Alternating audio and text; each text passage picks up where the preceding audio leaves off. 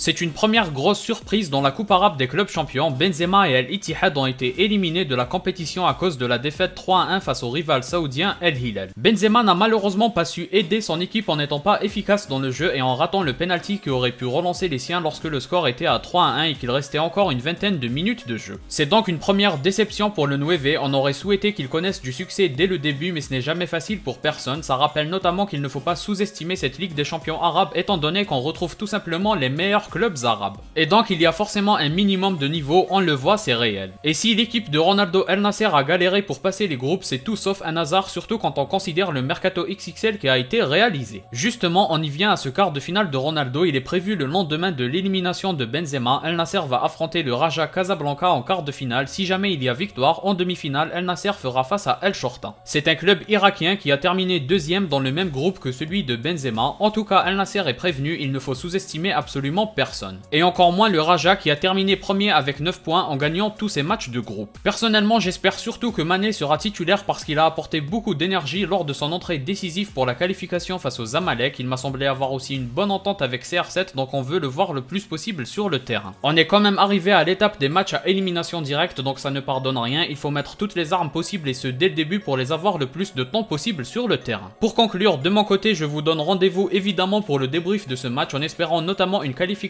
du GOAT. Avec l'élimination de Benzema, le trophée est encore plus jouable parce que c'était clairement les favoris en tant que champion de la Ligue saoudienne. Comme d'habitude, pensez à liker et à vous abonner pour ne rien rater.